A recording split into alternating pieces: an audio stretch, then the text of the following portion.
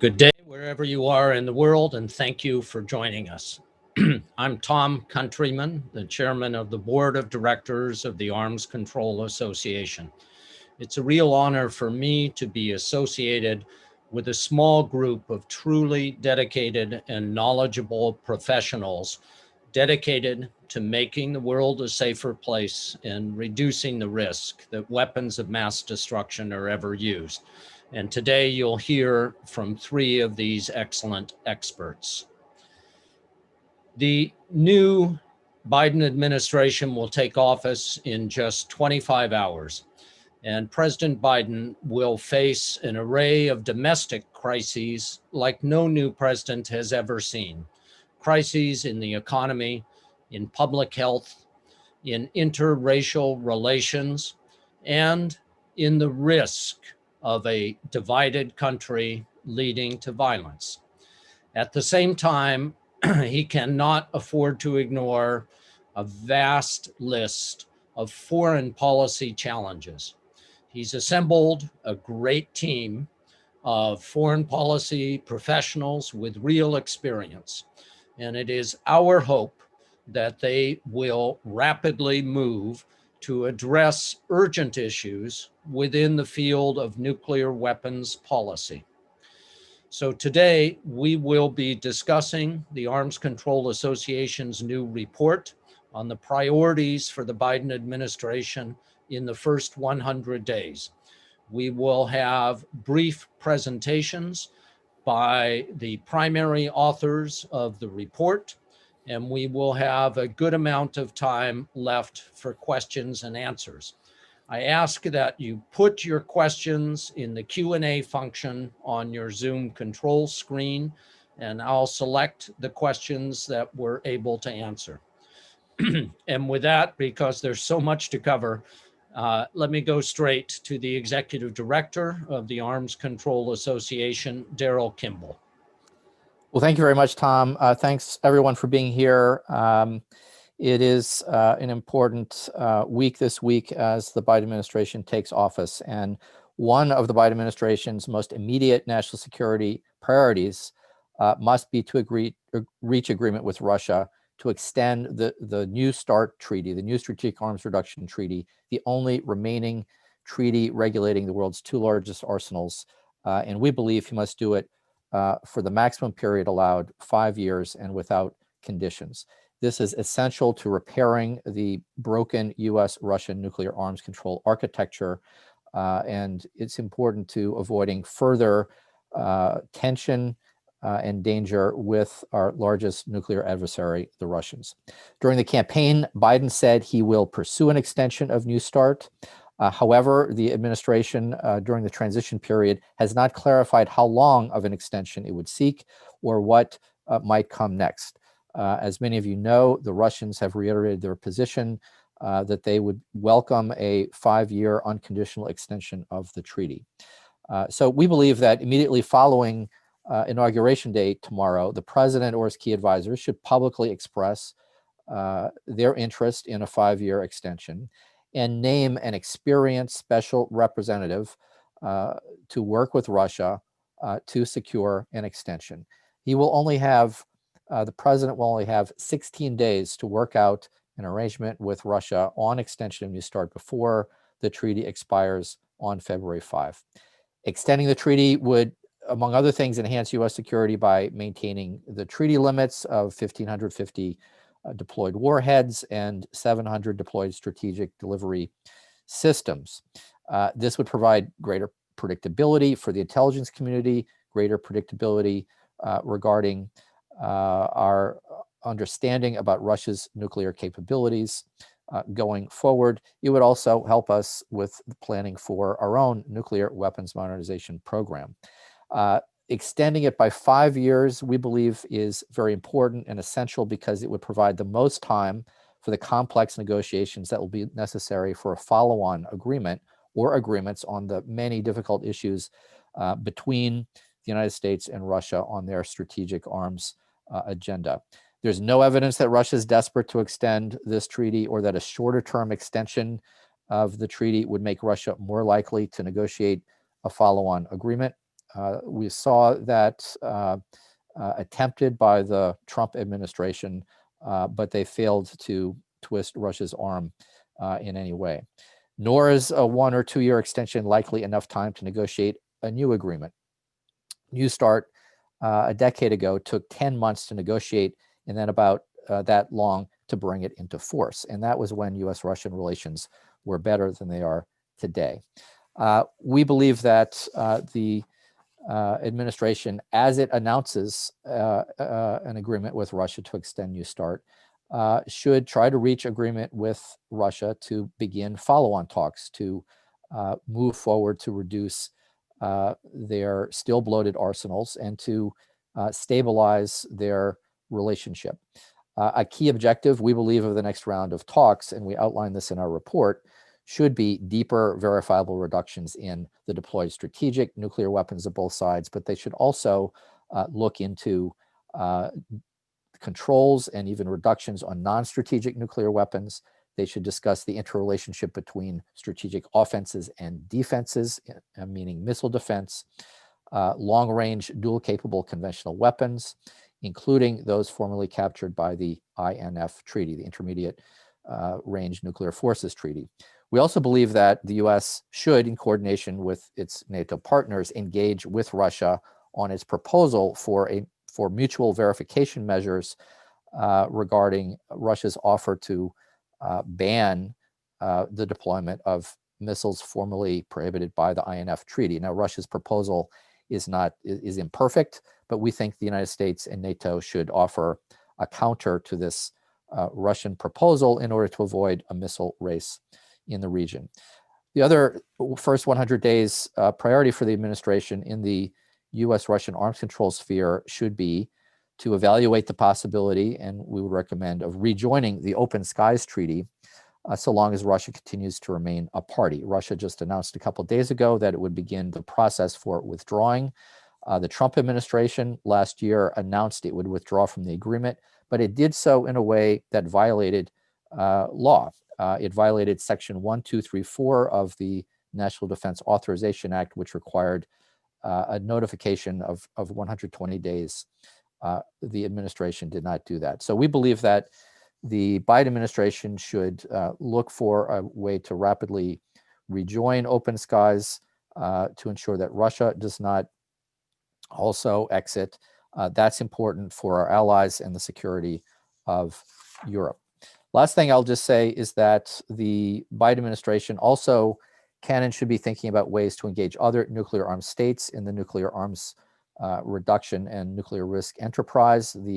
But rather than pursuing, as the Trump administration did, a failed strategy of trying to cajole China into trilateral talks with the United States, we believe that the Biden administration should look into regular US-Chinese strategic security talks and to further engage China in the existing P5 nuclear dialogue.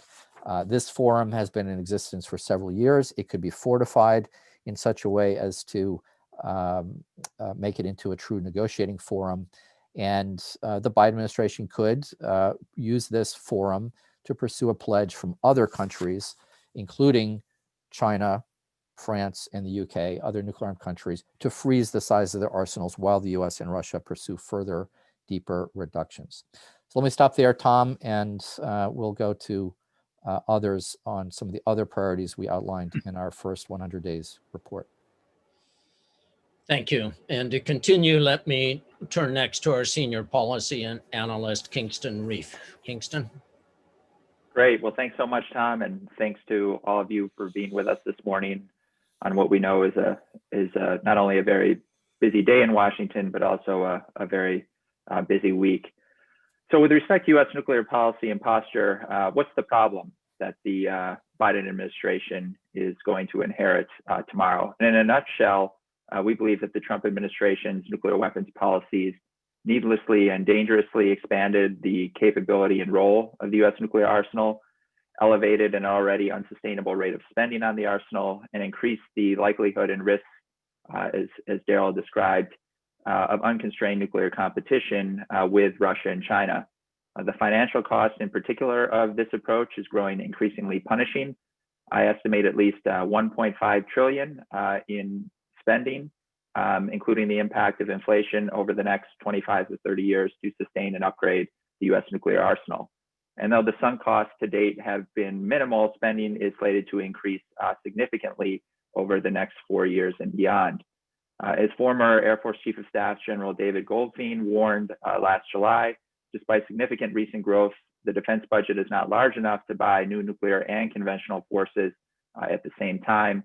And flat spending on defense is likely to be a best case scenario over the next several years.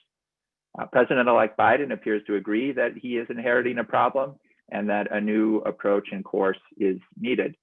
During the 2020 presidential campaign, he said that the United States, quote, does not need new nuclear weapons, end quote, and that his, quote, administration will work to maintain a strong, credible deterrent while reducing our reliance and excessive expenditure on nuclear weapons, end quote. Biden also expressed his belief that the sole purpose of the U.S. nuclear arsenal should be deterring and, if necessary, retaliating against a nuclear attack against the United States and its allies. So in the report, we recommend 3 steps for the Biden administration during the first 100 days on U.S. nuclear policy and posture, and I want to highlight 2 here this morning. First, we think that President-elect Biden should direct a new review of U.S. nuclear policy and posture, but the president and his advisors should consider whether the past precedent of a standalone nuclear posture review still makes sense. An alternative would be to conduct a more comprehensive deterrence review that, among other things, more starkly highlights the trade-offs between nuclear and conventional forces in a more constrained budget environment. And ideally, the administration should aim to complete the full review in 6 to 9 months, though we're mindful of the fact that the more comprehensive the review, the longer it could take to complete. And second, while it could take months to conclude a review of U.S. nuclear policy and posture, the Biden administration will likely aim to submit the fiscal year 22 budget request within or not long after its first 100 days. The Air Force's ground-based strategic deterrent program to build a new intercontinental ballistic missile system, and several programs within the Energy Department's semi-autonomous National Nuclear Security Administration nuclear weapons activities effort are slated to receive significant funding increases in fiscal year 2022. So in its first budget submission, we recommend the Biden administration should freeze funding for the ground-based strategic deterrent program at the fiscal year 2021 request level, and the National Nuclear Security Administration weapons activities program at the level projected for fiscal year 2022 as of the fiscal year 2020 budget request. This spending freeze would be especially important if the Biden administration decides to reduce the overall national defense top line relative to what the Trump administration was planning for. And the freeze would not prejudge the outcome of a policy review and would avoid at least $4 billion in expenditures that the Biden administration could put toward other national security priorities. The report also makes suggestions on steps the administration should take beyond the first 100 days that would make more significant changes to the size of the U.S. nuclear arsenal, as well as the overall modernization program.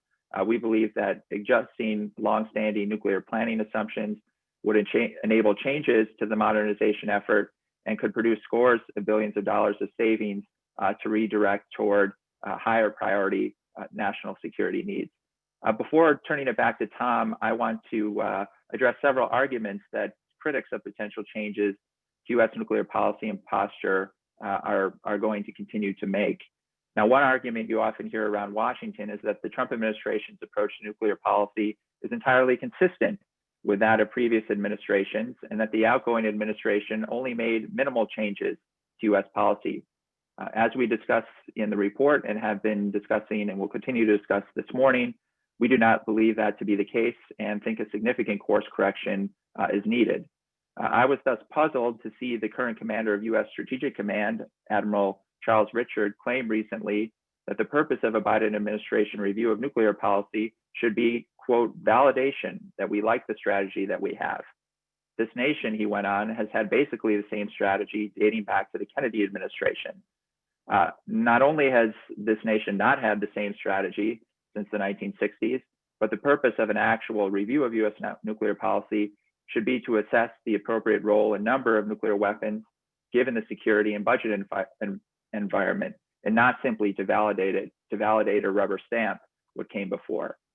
Another argument is that Russian and Chinese nuclear force advancements and aggressive behavior require maintaining the status quo that the Biden administration is inheriting. Now, it's certainly true that the Biden team is inheriting a different security environment than what existed 4 years ago, but it's also true that current nuclear weapons spending plans pose a major threat to other national security priorities more relevant to countering Moscow and Beijing and assuring allies.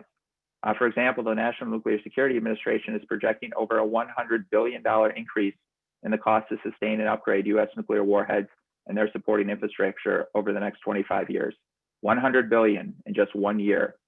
This increase almost defies belief, and you have to ask, where's that money going to come from amid a flat defense budget?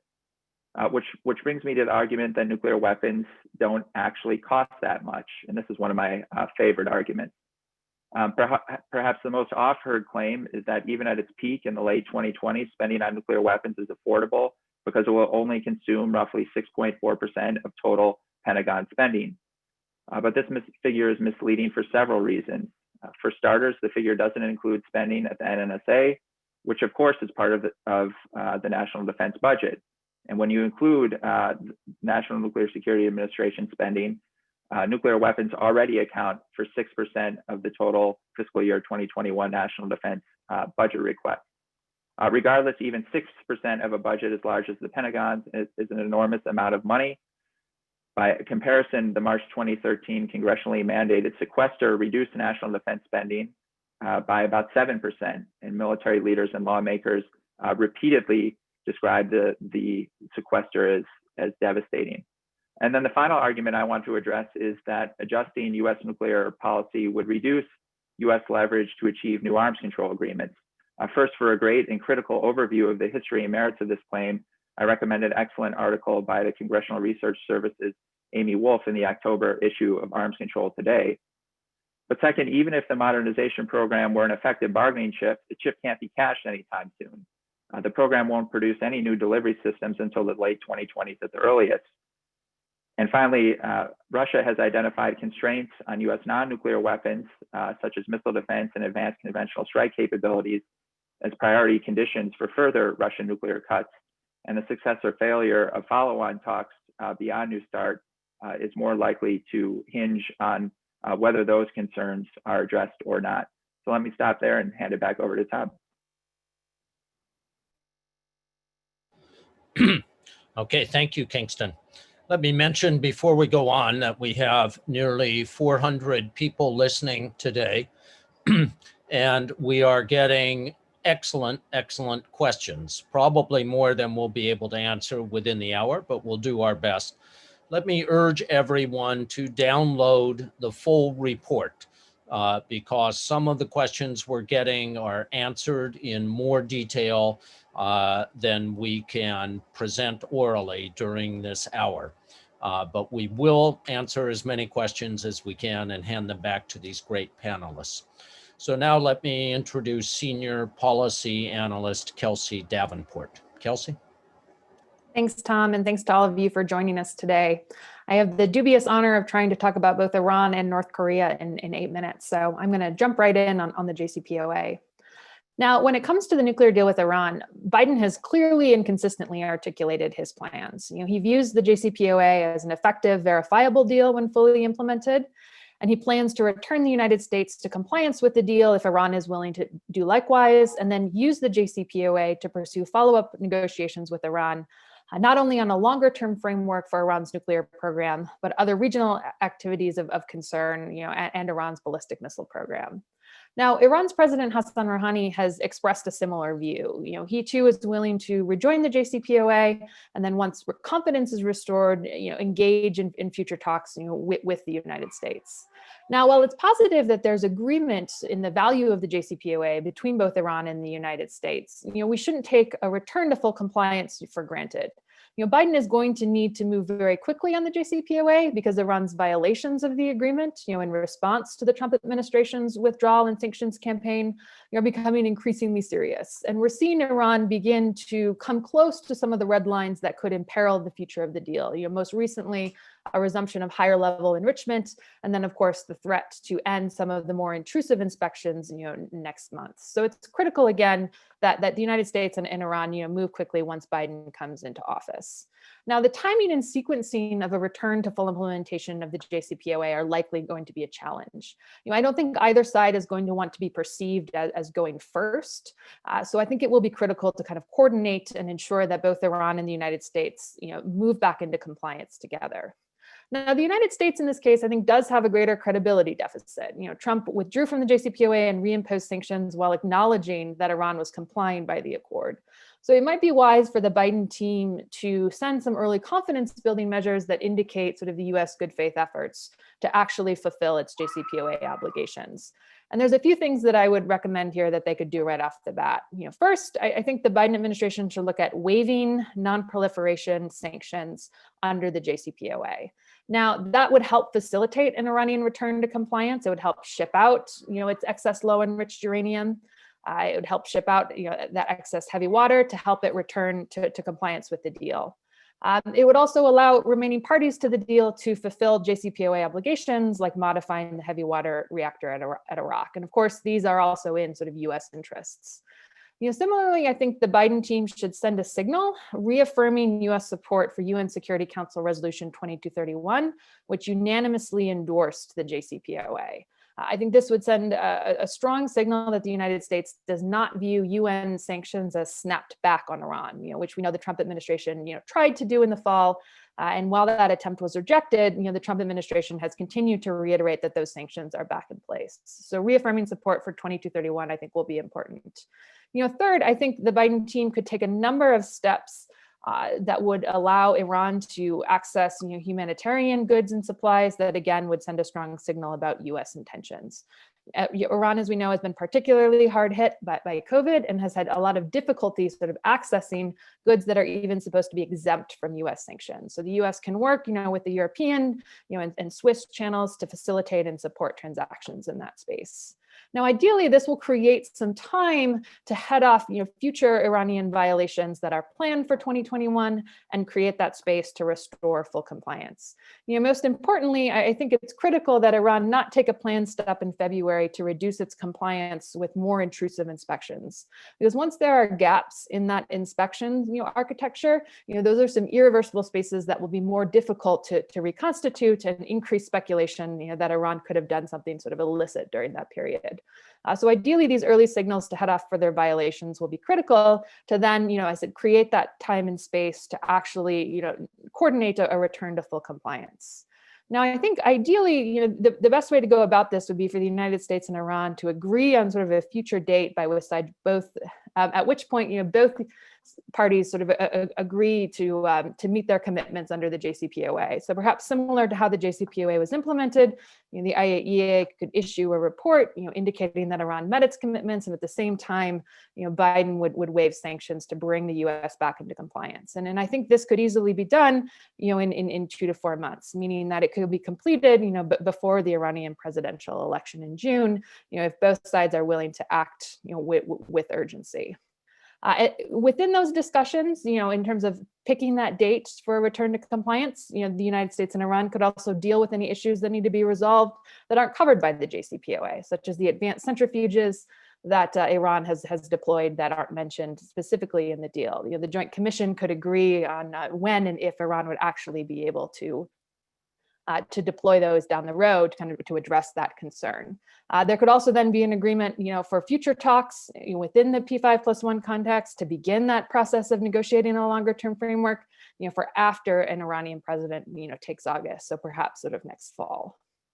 Now, there's one criticism of the Biden plan to rejoin the JCPOA that I want to address, head on. Critics of this idea have often said that the United States will lose important leverage if it rejoins the JCPOA, because it will be throwing away, the nearly 3 years of sanctions pressure that the Trump administration has garnered. But I think it's critical to point out that leverage is most effective when it's paired with a credible diplomatic off-ramp. And the manner in which the Trump administration has approached its Iran policy and has approached the JCPOA has severely damaged US credibility. So if Biden returns to the JCPOA, sort of restores credibility, then he can use the other sanctions that weren't ever impacted by the JCPOA, those primary economic sanctions, as leverage for the goals of these longer term negotiations, including a longer term framework on Iran's nuclear program. So now I'm going to turn just for a few minutes to North Korea. And on North Korea, I think the path forward is less clear. But one thing that is quite clear is that, while North Korea was the biggest threat that the United States faced, when Trump took office in 2017, that threat has actually only grown. And what we've seen over the past 4 years is that while there was an attempt at diplomacy, North Korea has continued to produce fissile material for nuclear weapons, and more threateningly, it's continued to advance the options that it has for actually delivering nuclear weapons. So just recently, in a new parade, we saw North Korea. North Korea, investing more in its solid-fueled missile systems, investing more in, submarine-launched ballistic missiles, and stating that it plans to produce, a solid-fueled ICBM, with multiple warheads. So clearly, North Korea is expanding these capabilities, and they're becoming more destabilizing and more troubling. Now, Biden has expressed an interest in diplomacy with North Korea, which is, of course, in our minds, the only way to really roll back and reduce the threat posed by North Korea's nuclear program. And I think it will be critical for the Biden team, from the onset, to send an early signal to North Korea that the United States is willing to engage in negotiations without preconditions. And one thing that I think could be a part of that early signal is a reaffirmation that the document agreed to in Singapore between Trump and Kim still stands. Now, I think the Singapore Summit Declaration, it set the groundwork for future negotiations for a few good reasons. First, it says that denuclearization of the Korean Peninsula should be the end goal of talks. And I think that's particularly critical for maintaining the integrity of the non-proliferation regime. Moving to arms control and a de facto recognition of North Korea as a nuclear armed state, I think would be damaging to the overarching regime. Second, it recognizes that denuclearization is only going to happen within a transformed US-North Korean relationship. So again, I think that indicates that the United States is going to need to take steps, not only to address North Korea's sanctions concerns, but also its security concerns before we see progress on denuclearization. And third, it's worth noting that, close US ally South Korea has just pointed out in the last week that it views the Singapore Summit Declaration as an important stepping stone, for the Biden team to pursue talks with North Korea. So that could be an early signal, reaffirming support for talks without preconditions, and that the Singapore Summit Declaration can be a basis for diplomacy.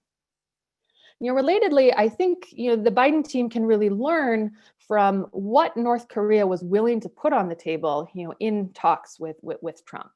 It's clear that North Korea wants to pursue a more step-by-step process that rewards its actions with tangible sanctions relief, and with US actions in the region that bring more stability, such as modifying US-South Korean exercises, perhaps establishing liaison offices, or looking at other options like changes to US troop presence in the region. All of that constitutes part of that hostile policy that North Korea says it won't denuclearize until that hostile policy ends.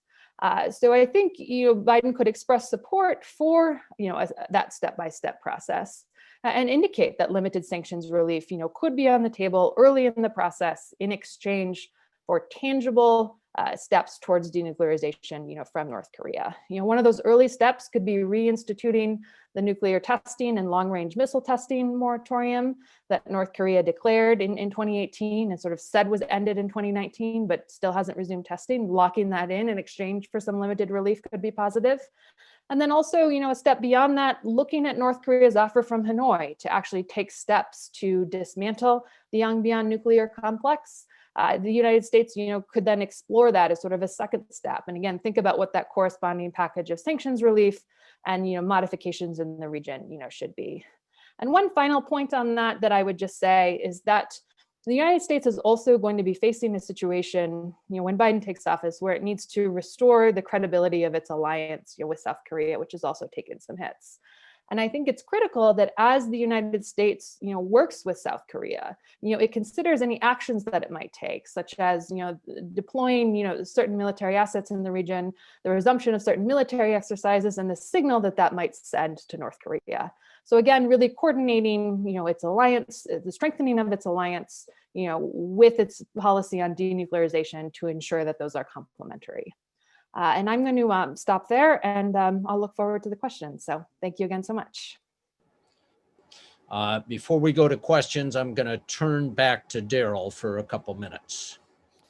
Let me just say a couple quick words about the 5th section of our report on first 100 days challenges, which addresses steps we believe are necessary to restore U.S. leadership on multilateral non-proliferation and disarmament issues. And there are several things that are coming up fast for the Biden administration. One is the 2021 Non-Proliferation Treaty Review Conference, which has been delayed, but it will be taking place, we believe, by August. Within a month of Inauguration Day, we're recommending that the new administration name a new special representative to that conference to begin the work to prepare for the U.S. effort to pull together a common plan of action to advance the goals and objectives of the treaty. One of the early things the Biden administration should do is to state that it remains committed to previous goals and objectives agreed at previous review conferences, something the Trump administration was unwilling to do. In addition, within its first 100 days, we believe it's important for the new administration to reaffirm U.S. support for the Comprehensive Nuclear Test Ban Treaty, especially given the talk by the Trump administration last year about possibly renewing nuclear testing. In addition, it is important for the Biden administration to begin exploring how it can resolve concerns about compliance with the treaty. The Trump administration made some quite strong allegations that Russia is not complying with the treaty. We believe that there are voluntary confidence building measures that could be put in place between the US, Russia, and China to resolve any such issues in the future. And then finally, within a couple of days from now, there will be a new multilateral treaty that enters into force, the new treaty on the prohibition of nuclear weapons, which enters in force on January 22nd.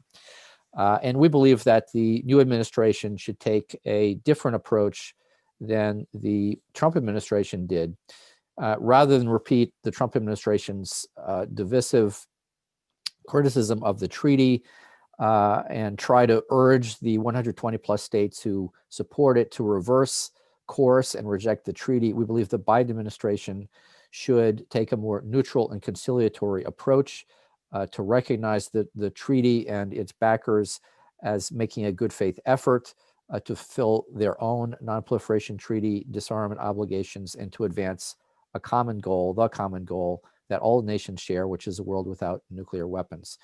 So clearly the United States is not ready to embrace the TPNW, but this kind of adjustment to the United States rhetoric on the TPNW can help begin to restore the US reputation as a bridge builder and a global leader, and would improve, we believe, chances to reach a consensus final document at the Non-Proliferation Treaty Review Conference. So taken together, all of the recommendations in our report, which we discussed the highlights of today, we believe can help restore U.S. leadership on non-proliferation and disarmament, and help make us all much safer. So back to you, Tom, and the questions from the audience.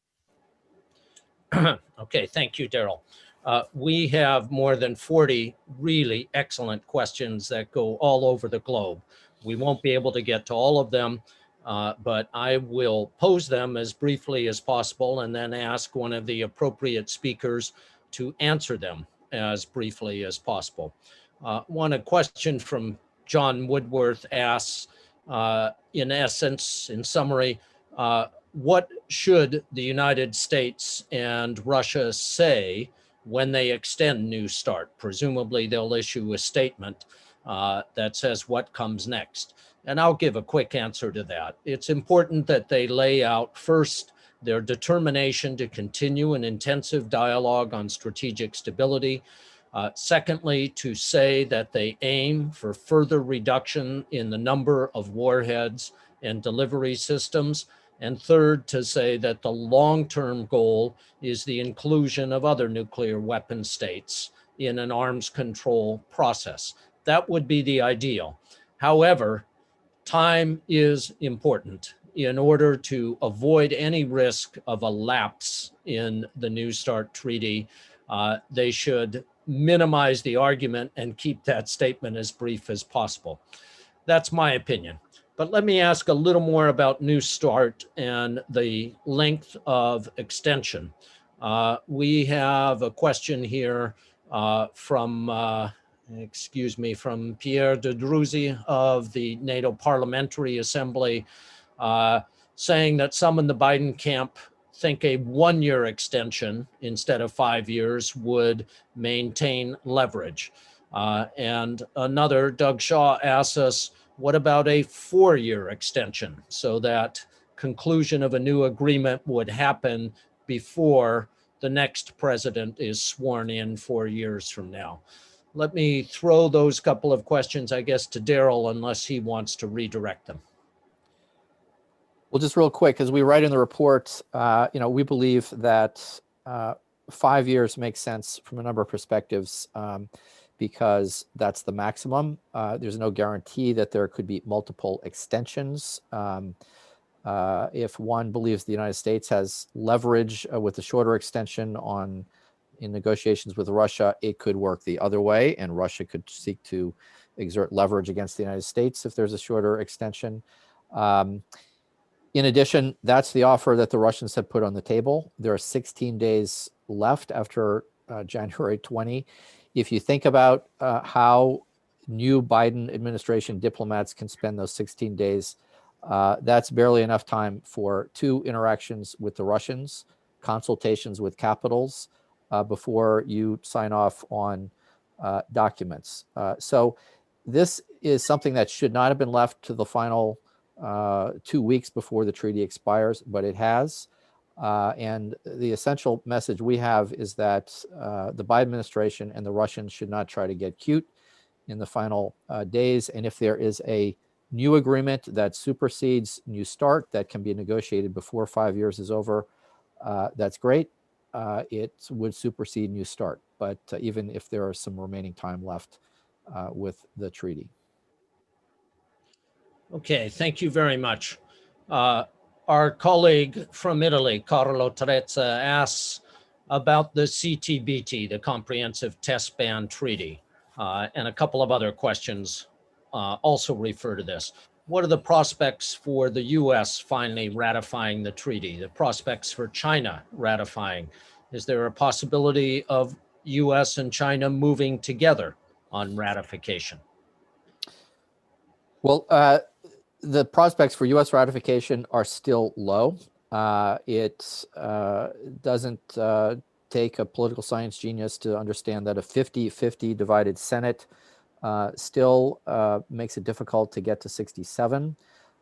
President Biden has a great deal of other issues that he's going to want to, in legislation he wants to move through Congress. I don't think that the CTBT ratification is going to be a high priority for them in the first couple of years. But that said, as we recommend in the report, it's essential that the Biden administration reiterates the United States' support for the treaty itself, for the eventual ratification of the treaty by the United States and the other holdout states. One of the issues that I think will have to be resolved in order to secure necessary votes in the Senate for U.S. ratification is to make sure that there are no lingering concerns about Russian noncompliance with the treaty, which is one of the reasons why we recommend in this report, and we've spoken about this elsewhere, a serious effort to discuss with Russia and with China measures to put personnel from each other's countries on the test sites for visits from time to time to ensure that there are no activities that violate the zero yield prohibition that was established by the treaty. Okay, thank you very much. Our journalist colleague Masa Ota in Japan asked about a question that's just touched on in the report, and Daryl, you or others may want to refer to our other resources. He asks, how can and should the Biden administration control new variables like artificial intelligence, cyber, hypersonic, and space in order to bring about new nuclear order and a more advanced strategic stability? Well, that's it's a complex problem. It goes beyond the first 100 days in the report that we outlined here. What I would say, Mr. Ota, is that because of these new technologies and their effect on strategic stability between the US and Russia and the US and China, that's why we believe that there need to be regular strategic stability talks between these countries in order to make sure there are no misunderstandings or developments that could upset the delicate balance of terror that nuclear weapons create. Let me just jump in there real quickly if I can, Tom. I mean, Daryl hit on the concern that some of these technologies could negatively impact nuclear stability, reduce warning and decision time, increase the risks of unintended escalation, increase the risks of crisis instability, et cetera. And our belief is that arms control can be a useful tool to address the concerns raised by and posed by these new technologies. For example, Daryl mentioned strategic stability talks. Ideally, the United States and China would be able to initiate such a dialogue. And I think a dialogue on space security and cyber could be a useful potential area of progress for the two sides, perhaps even more likely than progress on limits on nuclear forces, for example. And with respect to hypersonic weapons, I mean, several of the systems, including nuclear arms systems or non-nuclear arms systems that the United States and Russia are developing will be fielded on long-range delivery systems. So to the extent that the United States and Russia are able to have follow-on talks beyond New START on arms control, discussions about limiting, particularly those non-nuclear systems that are going to be fielded on long-range delivery systems, that ought to be a place for thinking about potential limits in a follow-on arms control agreement. Thank you, Kingston. Those of you, of course, who subscribe to Arms Control today have seen a fascinating series of articles on these topics, the effect of new technologies on strategic stabilities, and I encourage you to read about those at our website. Let me combine a number of questions that could lead to a very long answer, which I would welcome. But our friend Richard Weiss, for example, asks, what can the Biden administration do to ensure greater bipartisan support for arms control so that policies are not simply reversed the next time the White House changes hands? And let me combine it with a couple of other questions of those who have asked whether Biden is capable of pronouncing no first use as a policy. Is he capable of repeating the formulation nuclear war cannot be won and must never be fought? Will he restate the central tenets of President Obama's Prague speech in 2009? So I think this is a broader question about rhetoric and rebuilding what was once a bipartisan consensus in the US on the value of arms control. Daryl?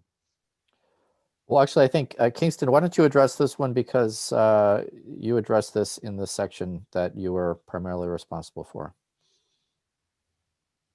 Sure. So let me start on the issue of declaratory policy and no first use, which is unfortunately not a bipartisan issue, but nonetheless, the president-elect has made it clear on several occasions, including at the very end of the Obama administration and also during the 2020 presidential campaign, that he believes that the sole purpose of U.S. nuclear weapons should be to deter and, if necessary, and this is an important addition, if necessary, respond to a nuclear attack against the United States or its allies.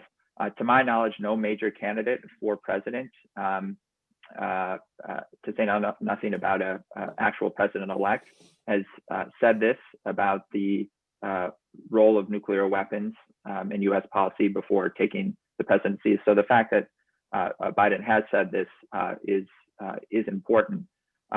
We think that early on in the administration, that the president-elect or one of his key advisors should reiterate that this remains Biden's view, and that he will seek to put this view into practice as official U.S. policy. We are mindful of the fact that the Trump administration has done significant damage to relationships with our allies, and that the Biden administration will seek in its early days to reassure those allies, and that there may be resistance among some allies to changes to declaratory policy, but we believe that putting into practice what Biden has said, as well as declaring that the United States will not be the first to use nuclear weapons, is the right policy approach. That the administration should seek to make that official U.S. policy, and should do the necessary consultations and additional work that may be required with allies to make that happen. Okay, thank you. I think that's a topic we could discuss for quite a while. Kelsey, the JCPOA and the Biden administration plans are very much in the news today. So we have three interrelated questions from journalists that I'll throw at you about the urgency and sequencing. Stephanie Cook says that Director General Grossi has warned that steps must be taken within weeks to prevent inspectors from leaving, apparently by February 21st. How serious is Iran's threat, and what steps could be taken? Joe Hogler asks a similar question, whether the U.S. strategy for re-engagement with Iran is through rejoining the JCPOA or through a bilateral or multilateral forum. What is the sense of urgency? Finally, one more question in this regard from Nuruddin Fridi. Which sequence do you see for both US and Iran to move ahead? Will it be a phased approach to first save the JCPOA and then deal with other concerns related to ballistic missile and regional crises? Kelsey? Thanks, Tom, and thanks to the audience for those three excellent questions.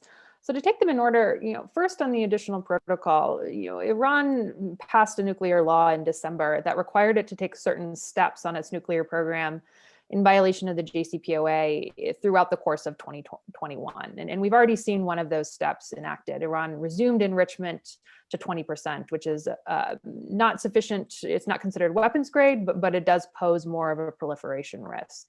Another step that they're threatening to take is to reduce International Atomic Energy Agency inspections. And that's set to take place around that third week of February. February 21 is a date that's been proposed by Iran.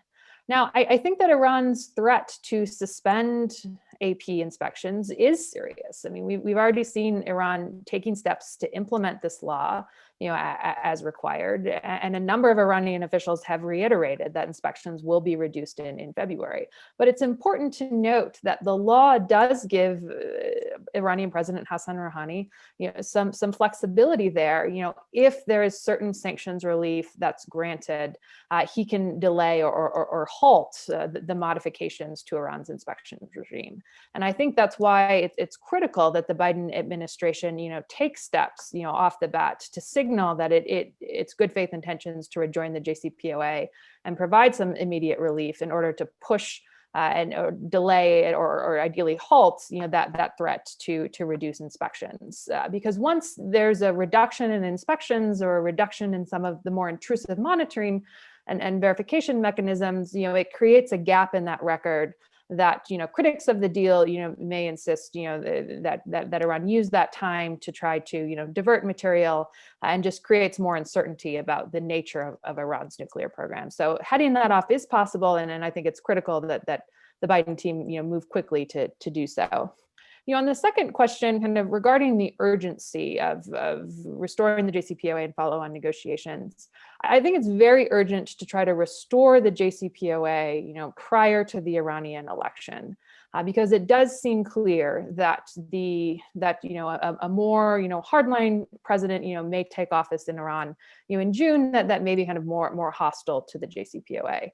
But if the deal is restored before then, I think it would be more difficult for Iran's political leadership to then, reverse course and reject the deal, because then, blame would lie more squarely on Iran's shoulders. Whereas right now, I think, the U.S. is viewed, rightly as the party that has, destabilized and put the JCPOA in jeopardy because of Trump's policy.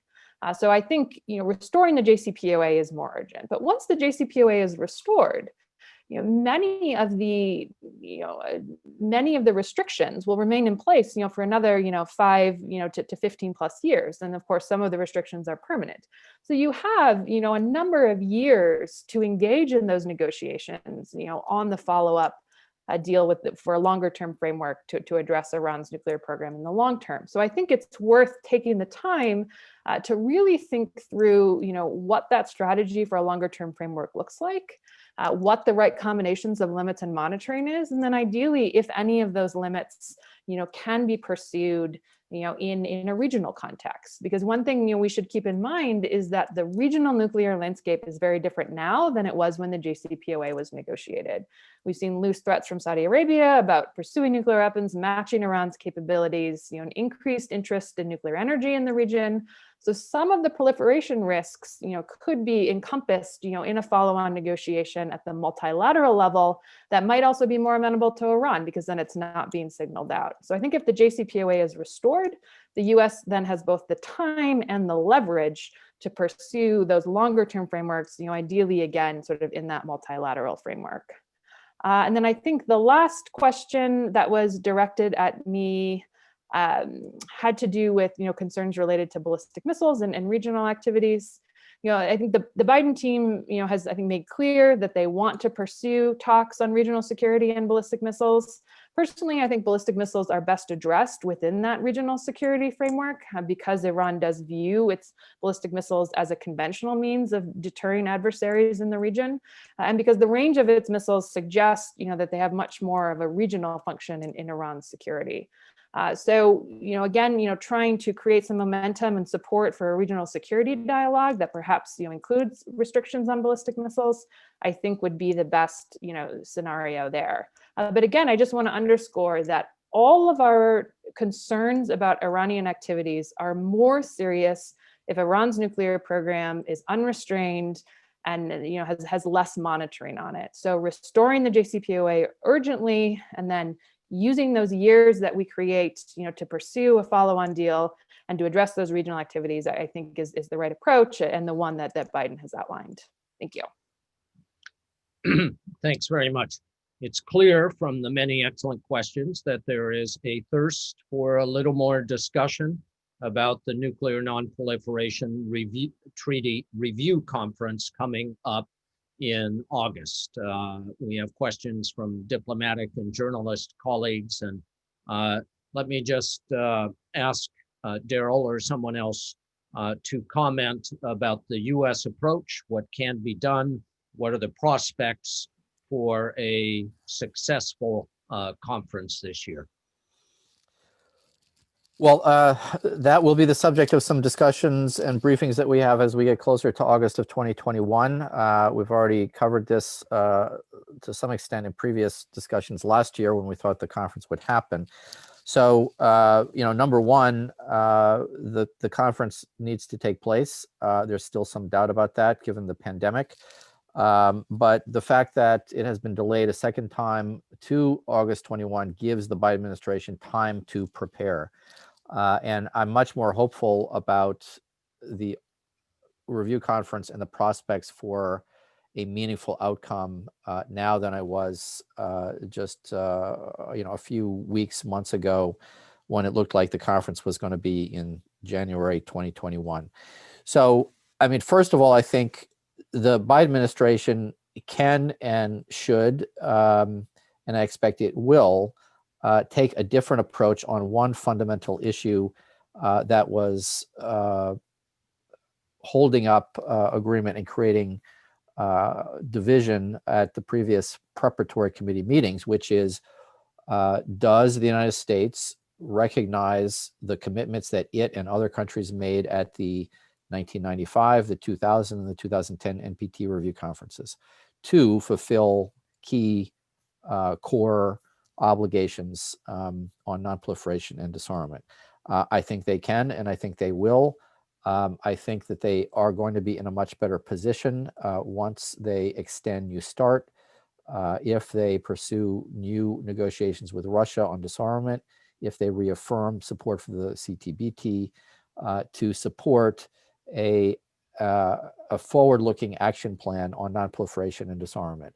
The restoration of compliance with the JCPOA is also essential to reaching, I think, a positive, meaningful consensus final outcome that's now possible under the Biden administration, whereas it wasn't with the Trump administration. So whether the states parties can actually come together on an action plan depends on a lot of factors, but I think if they focus in on a relatively short set of objectives that move the world forward on disarmament and non-proliferation, I think it is possible to reach agreement and declare a successful outcome. But there are a lot of ifs, ands, or buts. Number one is the Biden administration needs to appoint a new senior representative to take charge of the U.S. diplomatic team going into that meeting. Thank you.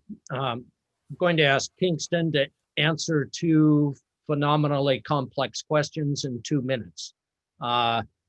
Should the U.S. be revising its posture and its policy on ICBMs, that is ground-based nuclear missiles, and on ballistic missile defense? 2 minutes, Kingston. 2 minutes. All right, Tom. On ICBMs, we believe that ICBMs are the least valuable and least stabilizing leg of the nuclear triad, and what we spend to sustain that leg of the triad should reflect that. In our view, the current plan to spend over $100 billion just on the missile system portion of replacing the ICBM leg of the triad is far from a wise investment, and in our view, much more exploration and consideration needs to be given to less expensive alternatives to sustaining the ICBM leg, including continuing to rely on a smaller number of Minuteman III missiles, which is the current U.S. ICBM. One of the main, if not the main, rationales for ICBMs is to deter a large-scale Russian nuclear attack against the United States, to serve as a kind of warhead sponge, if you will. That's the term sometimes used for this rationale. And in our view, that deterrence function can continue to be served by retaining the Minuteman III instead of investing far more money into a completely new ICBM system. The Congressional Budget Office estimated a few years ago that continuing to rely on the Minuteman III would save nearly $40 billion relative over the next several decades relative to pursuing a new missile system via the Ground-Based Strategic Deterrent Program. On missile defense, a lot to say there. I mean, I think the first thing to say would be that the Trump administration proposed to expand the U.S. missile defense footprint, both with respect to protecting the U.S. homeland and regionally. I think a few key priorities for us with respect to, in particular, expanding the U.S. homeland missile defense footprint. The Trump administration recently tested the most advanced Aegis interceptor, the SM-32A, against an ICBM class target. The current plan is to procure hundreds of those missiles for U.S. ships. And if the Biden administration moves forward with that effort, that will no doubt raise additional concerns in Moscow and Beijing about the survivability, or about the threat to their deterrence posed by U.S.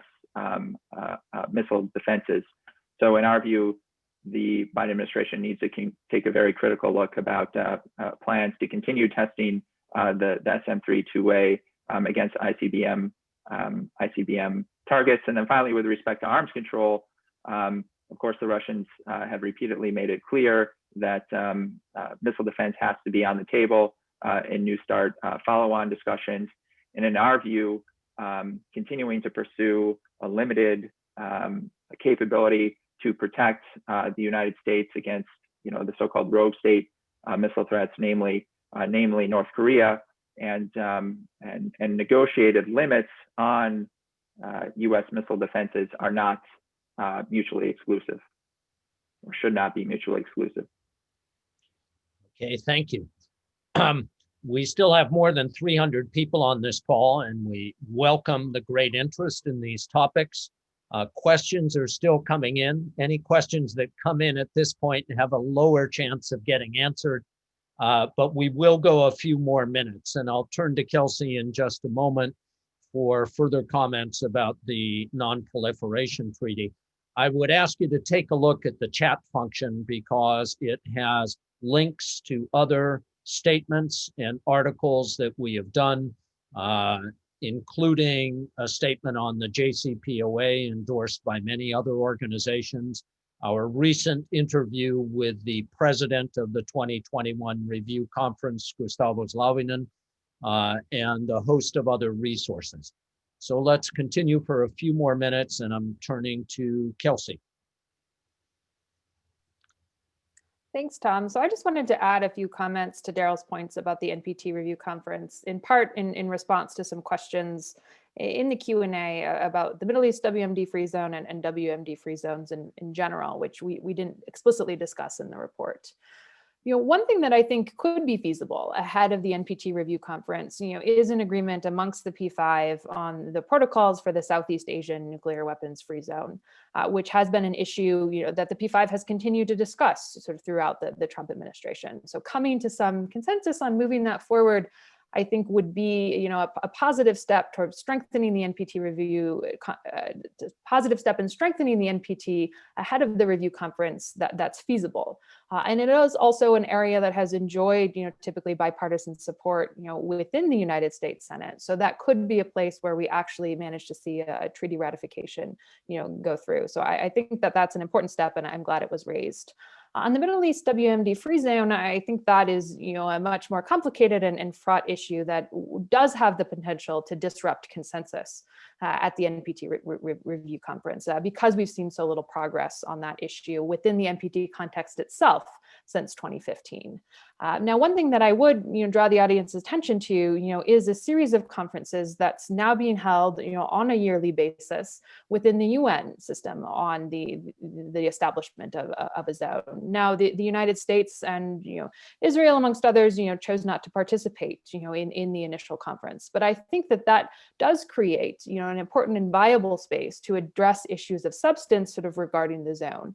and encouraging those talks to continue, and perhaps acknowledging that this fora for discussing the zone does exist, within the NPT Review Conference final document, could be a way to demonstrate some support for progress that prevents the zone from blocking consensus on a final document, like it did in 2015. So with the small time period left, that could be a way to kind of navigate that issue. But related to the zone, one thing that I think the Biden administration should pursue, and I touched on this in my remarks, in that when thinking about how to build on the JCPOA and thinking about those longer term restrictions on Iran's nuclear program, what could be pursued at the regional level that would both answer US non-proliferation concerns in the region, but also advance the zone. And I think, not only would that be more amenable to Iran, but given now that we have momentum on the zone and we have discussions on areas of capacity building, within that separate UN set of discussions, on the zone, that there could be some momentum for looking at regional restrictions, regional monitoring and verification, or even just building capacity at the regional level to adopt legislation that brings states in line with the treaties that will be necessary for a WMD-free zone. So I think kind of looking at all of those avenues and pursuing that more holistic approach both helps us in terms of our future Iran policy, but also advance the zone as well. Thanks. Thank you. Let's do one more question. Again, several people have asked about the entry into force 3 days from now of the Treaty on the Prohibition of Nuclear Weapons. Daryl, you spoke earlier about our hope that the Biden administration will end the Trump administration's approach of condescension and hostility towards the advocates of the treaty. Several people ask at one extreme, why can't the US join the TPNW right now? I'm not sure we need to spend much time on that, but what possibilities for a new US approach that will bring greater success in the NPT process are opened up by the coming into force of the TPNW? I'll let you go wherever you want with that broad question. Well, I know you have some thoughts about this too. Well, look, I mean, one thing we got to remember is that this new treaty is still young. Support is growing. There are over 50 ratifications. There will be more. The NPT started out with just a few ratifications for its first decade. We should not expect nuclear armed states to be joining the TPNW, which is it's a direct challenge to the concept of deterrence. It's a direct legal and moral challenge to the possession, development, testing, and potential use of nuclear weapons. What we're recommending here is a subtle, but I think very important adjustment to the United States attitude about this treaty and to the countries that support it. The adjustment is to recognize that the treaty exists, to cease and desist from further efforts to encourage states not to join it, not to argue incorrectly that the treaty that contradicts the NPT. These kinds of strategies are divisive. They make it harder to bring together TPNW states and nuclear armed states and states in the middle at places like the NPT Review Conference. So we think this adjustment can help restore a serious dialogue about how to move forward. It's well known that the nuclear armed states are not enthusiastic about the TPNW. Fine. The question is for TPNW supporters and nuclear armed states, how do we reduce the very real risks that we still face? And our report today outlines what we think are some very early steps in the first 100 days that the United States and the Biden administration need to take to put us back on track to a world without nuclear weapons. It's a long journey, and we're talking about initial steps here. we'll see where things are in a decade or two regarding the United States and the TPNW. Maybe at that point, some more serious adjustments are going to be possible. Thanks, Daryl. Let me add my own comment on that. To me, it's just diplomacy 101, that you don't gratuitously insult people who disagree with you. The TPNW ought to be recognized by the United States and the other nuclear weapon states as representing a sincere effort, a sincere expression of concern about nuclear risks that affect every country, not just the people of the nuclear weapon states. There's no immediate meeting of minds or compromise that's going to happen, but we won't make progress with it unless advocates and opponents of the TPNW learn to speak to each other with greater respect and understanding. Let me make one other comment as we wrap up. There were a number of questions in the Q&A about South Asia, Pakistan, and India. And I think it's interesting to me that as much as we have been concerned and are still concerned about the situation and growing arsenals in South Asia, it doesn't make our list of the top priorities for the 100 days. That's how serious and how the situation is and how complex and crowded the calendar is for 2021.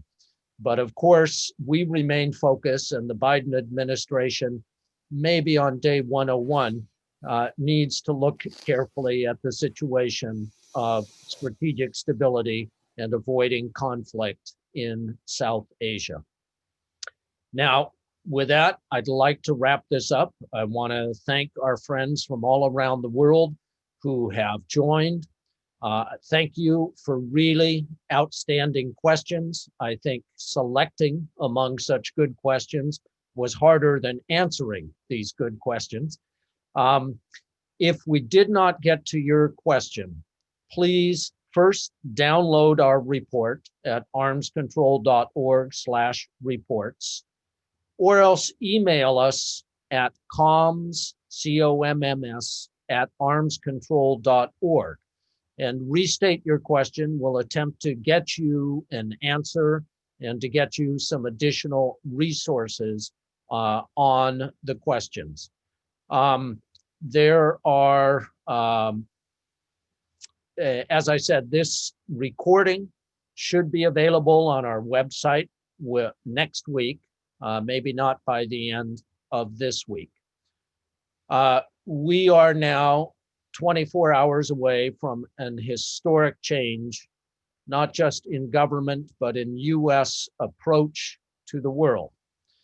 And the US will succeed in redirecting its efforts towards more peaceful situation only with the continued engagement of folks like you, diplomats, journalists, non-governmental organizations, and ordinary citizens. So I hope that you will take advantage of our resources and become a member of the Arms Control Organization as well, as we all work towards a more secure future. Thank you, and God bless you all.